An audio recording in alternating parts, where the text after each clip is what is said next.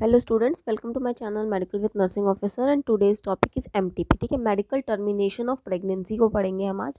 So medical termination of pregnancy क्या होती है और इसको क्यों किया जाता है और इसकी रिकमेंडेशंस क्या क्या है, मतलब कि एमटीपी कब कौन कौन कर सकता है, ठीक है, किस तरीके से किया जाएगा, इसको हम आज देखेंगे। सो ये मैंने आपके सामने एक पीडीएफ रखा है, बुक पेज है जो कि, तो बुक से ही मैं इसको कराऊंगी आज, क्योंकि ये ऐसा टॉपिक नहीं है जिसकी मैं पीपीटी बनाऊं और फिर या फिर बोर्ड पे मैं समझाऊं।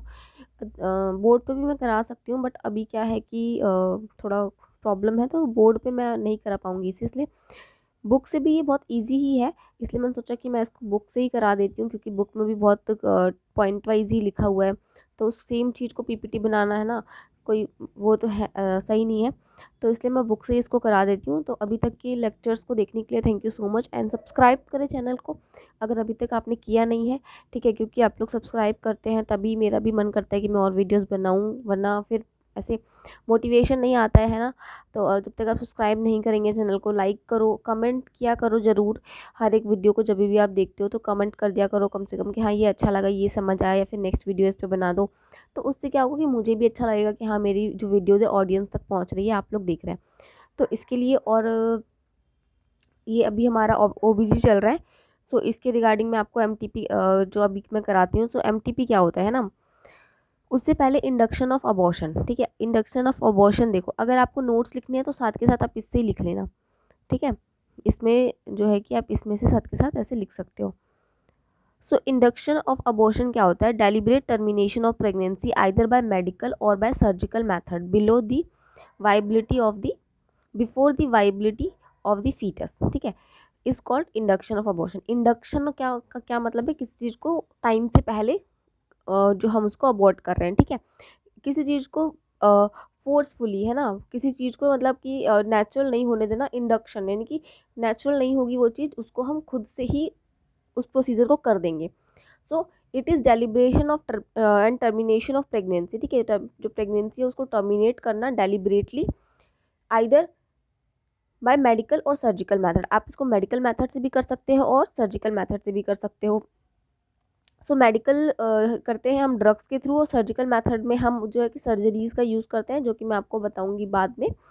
तो इस तरीके से करना, before the viability of the foetus is called induction of abortion, ठीक है। सो द इंड्यूस्ड अबॉर्शन में भी लीगल और इलीगल। सो ये इलीगल भी हो सकता है, दैट इज़ क्रिमिनल, है ना, और लीगल भी हो सकता है, जो कि आप जो हम देखते हैं पेशेंट हॉस्पिटल में आता है तब किया जाता है। सो बहुत सारी कंट्रीज़ में तो क्या है कि अबॉर्शन को लीगल नहीं माना गया है, ठीक है, लीगलाइज्ड नहीं है। इवन इंडिया में अबॉर्शन लीगलाइज्ड है, बट अगर पेरेंट्स की, अगर दोनों पेरेंट्स की मतलब सहमति है कि उनको कराना है, फिर मदर की सहमति बहुत ज़्यादा इंपॉर्टेंट है। सो मदर की है कि उसको अबॉर्शन कराना है, तो इंडिया में तो लीगल है, बट इलीगल भी आपको पता है कि बहुत सारी चीज़ें होती हैं। सो इलीगल भी होता है, इंडिया में भी होता है, ऐसा नहीं है नहीं होता है। सो बट अगर बात करें ग्लोबली, बात करें ग्लोबल एक तरीके से, तो ये लीगल नहीं है। कई सारी कंट्रीज है जहाँ पे इसको लीगल नहीं माना गया है। उनको अगर वो प्रेग्नेंट हो गए तो वो अबॉर्ट नहीं कर सकते, बेशक उनकी कंडीशन जो भी है, वो चाइल्ड चाहते हैं नहीं चाहते, इट डजेंट मैटर, बट वो अबॉर्ट नहीं कर पाएंगे, ठीक है। सो लीगल नहीं है। And in India abortion was legalised by medical termination of pregnancy act, ठीक है, जैसे कि मैंने आपको बताया इंडिया में लीगल है, किसके थ्रू? एमटीपी एक्ट है 1971 का, उसके थ्रू इसको लीगलाइज किया गया, ठीक है। हैज़ बीन इन्फोर्स, जो कि एक्ट तो आपका आ गया था 71 में, देखो यहाँ पे लिखा भी हुआ है, एक्ट आ गया था आपका 71 में, बट इसको जो है इन्फोर्स किया गया, कब किया गया? अप्रैल 72 में, ठीक है, 1972 में इसको जो है कि इन्फोर्स किया गया। सो इसको इन्फोर्स किया गया 1972 में। The provision of the act have been revised in 75।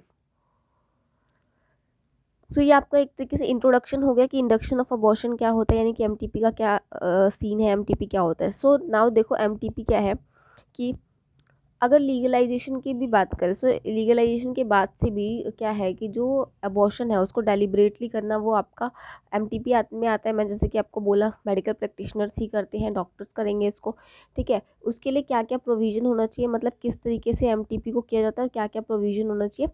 First is, एक तो अगर जो कंडीशंस अभी हैं, अगर इसमें से कुछ भी है तभी एमटीपी को लीगल माना जाएगा, ठीक है, तभी एमटीपी को किया जाएगा। Like first is, the continuation of pregnancy would involve serious risk of the life और grave injury to the physical and mental health of the pregnant women.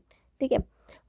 Next is there is a substantial risk of child being born with serious physical and mental abnormalities so as to be handicapped in life. Third is कि when a pregnancy is caused by rape both in cases of major and minor girl and in mentally imbalanced women. Then next is pregnancy caused as a result of failure of contraceptive. So MTP को कब consider किया जाएगा, कब उसको MTP के अंदर रखा जाएगा कि अगर तो जो मदर है उसको कोई फिजिकल या मेंटल ट्रॉमा है, मेंटल कोई या फिजिकल कोई डिजीज है जिसकी वजह से वो इसको कंटिन्यू नहीं कर सकती है, और अगर वो कंटिन्यू करती है तो उसकी वजह से क्या होगा, उसको रिस्क है, सीरियस रिस्क है, उसकी लाइफ थ्रेटनिंग कंडीशन है, तो उस कंडीशन में एमटीपी लीगल होता है, उस कंडीशन में एमटीपी को किया जा सकता है। नेक्स्ट है कि जो चाइल्ड है, ठीक है, जो चाइल्ड है उसको कोई ऐसी डिजीज़ कंडीशन है लाइक मेंटल एबनॉर्मलिटी है या फिजिकल एनामलीज है जिसकी वजह से वो पूरी लाइफ, अगर वो आता है तो पूरी लाइफ टाइम के लिए वो हैंडीकैप्ड हो सकता है। सो उस कंडीशन में एमटीपी को पीक को करते हैं ताकि इस तरीके की सिचुएशन ना देखने को मिले। नेक्स्ट इज़ कि अगर जो है कि रेप की वजह से अगर हो गई है, चाहे वो माइनर गर्ल हो या मेजर गर्ल हो, दोनों में ही, या फिर मेंटल, ठीक है, मेंटल जो इम्बैलेंस वुमेन होती हैं उन वो हो गया है, उनके साथ कुछ ऐसी प्रॉब्लम हो गई है, तो उस कंडीशन में एमटीपी को करते हैं। नेक्स्ट इज कि pregnancy cause by result of failure of contraceptive. ठीक है, अगर कॉन्ट्रासेप्टिव यूज़ करने के बाद भी प्रेगनेंसी हो गई है तो उसमें भी एमटीपी को किया जाता है। नेक्स्ट इज कि इंडिकेशंस क्या क्या होने चाहिए। ठीक है, आप इसको जैसे मैं बोल रही हूँ आप साथ साथ नोट्स बना लेना, 4-5 पॉइंट्स लिख लेना, वो फिर इजी हो जाएगा याद करने के लिए। क्या क्या इंडिकेशन होना चाहिए, देखो फर्स्ट इंडिकेशन है आपका कि अगर मदर को कार्डियक डिजीज़ है, ठीक है, अगर मदर को कार्डियक डिजीज़ है लाइक ग्रेड 3 एंड ग्रेड 4 में मदर को डिजीज़ है, कार्डियक डिजीज़ है, तो उसकी लाइफ को सेव करना बहुत इंपॉर्टेंट है, क्योंकि जब प्रेगनेंसी होती है तो क्या होता है कि एक तो रेस्पिरेटरी रेट, आपका हार्ट रेट, सब पे ही असर पड़ता है ना, तो उस तरीके से अगर उसको पहले से ही कोई दिक्कत है तो उस कंडीशन में प्रेगनेंसी को कंटिन्यू नहीं करेंगे। अगर उसको नेक्स्ट है आपका कि उसको कोई अगर क्रोनिक ग्लोमेरुलोनेफ्राइटिस है, ठीक है, मैलिग्नेंट हाइपरटेंशन रहता है, उसको इंट्रैक्टेबल हाइपरेमेसिस ग्रेविडेरम है, सर्विकल और ब्रेस्ट मैलिग्नेंसी है, डायबिटीज़ मेलाइटिस विद रेटिनोपैथी, ठीक है, डीएम विद रेटिनोपैथी है अगर, तो उस कंडीशन में एमटीपी किया जा सकता है। देन एपिलेप्सी और साइकेट्रिक इलनेस है कोई ऐसी, अगर साइकेट्रिस्ट जो है एडवाइस करता है कि इसको कोई साइकेट्रिक प्रॉब्लम है जिसकी वजह से वो जो बेबी है वो उसका जो एक तरीके से होता है ना कि सही से देखभाल नहीं कर पाएगी ये मदर, या फिर बेबी को कोई प्रॉब्लम हो सकती है जो मेडिसिन चल रही है उसकी वजह से, तो उस कंडीशन में एमटीपी को लीगल माना जाता है और किया जाता है। इसके साथ ही कुछ सोशल इंडिकेशंस भी होते हैं, ठीक है, ये तो आपके हो गए। इसके साथ सोशल इंडिकेशन क्या है कि to prevent grave injury to the physical and mental health of the pregnant women, ठीक है, प्रेग्नेंट वुमेन की फिजिकल और मेंटल हेल्थ को बचाने के लिए करते हैं, क्योंकि 80% अगर देखें तो अनप्लान प्रेगनेंसी हो जाती है, जिस, ठीक है, अनप्लान प्रेगनेंसी है 80%। अगर इकोनॉमिक स्टेटस की बात करें, सोशियो इकोनॉमिक स्टेटस, तो देख रहे हैं यहाँ पे क्या लिखा है कि लो सोशियो इकोनॉमिक स्टेटस, ठीक है, सोशियो इकोनॉमिक स्टेटस जिसका लो है तो वो किस तरीके से ना उसके खर्चों को बियर करेगा, कैसे उसको पालेगा, तो इस कंडीशन में अगर वो सोशियो इकोनॉमिकली रेडी नहीं है, या फिर प्रेगनेंसी कॉज्ड बाय रेप और unwanted pregnancy caused by failure of contraceptive, वही जो पहले पढ़ा था, तो उस कंडीशन में करते हैं। नेक्स्ट इज आपका यूजेनिक आपने पढ़ा होगा कम्युनिटी में। सो यूजेनिक क्या होता है मुझे कमेंट सेक्शन में बताओ। तब तक यूजेनिक, अगर इसमें क्या है कि कोई ऐसा रिस्क है बच्चे को, कोई ऐसा रिस्क है कि अगर वो आता है तो उसको कोई सीरियस फिजिकल या मेंटल एबनॉर्मलिटी हो सकती है, ये जो मैंने पहले डिस्कस किया वही सब है इसके अंदर भी, तो उसको हो सकती है मेंटल या फिजिकल एबनॉर्मलिटी, तो उस कंडीशन में भी हम उसको कर देते हैं एमटीपी के लिए। देन रिकमेंडेशन क्या क्या है, कौन एमटीपी कर सकता है, ठीक है। सो पहला पॉइंट देखो, पहला पॉइंट देखना है, स्क्रीनशॉट ले लेना, स्क्रीनशॉट लेके और आप इसको नोट कर लेना। सो क्या है कि जो रिवाइज हुए रूल उसके हिसाब से एक रजिस्टर्ड जो मेडिकल प्रैक्टिशनर होता है, मतलब जो एक रजिस्टर्ड डॉक्टर है, ठीक है, जो कि क्वालिफाइड है, वही परफॉर्म कर सकता है एमटीपी को, और या फिर जिसने असिस्ट किया हो 25 MTP, कम से कम 25 MTP को उसने असिस्ट कराया हो डॉक्टर के साथ, वो कर सकता है। इसके साथ ही जिसको 6 मंथ का सर्जन ट्रेनिंग हो, जिसके पास ऑब्स्टेट्रिक और गायनेकोलॉजी में, इसके साथ one has diploma and degree of OBG, ठीक है, तो वो MTP को असिस्ट करा सकता है, या फिर वही लोग इसमें पार्ट कर सकते हैं, करा सकते हैं।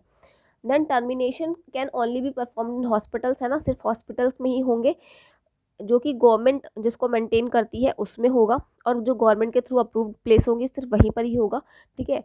तो क्योंकि इसका पूरा एक रिटर्न जाता है, रिटर्न रिपोर्ट बनती है, रिटर्न रिकॉर्ड रखे जाते हैं इसके, जिससे फिर हमें पता चलता है आगे की सेंसस की सब चीज़ों में ना हेल्प मिलती है। Next is pregnancy can only be terminated on the return consent of the women, ठीक है।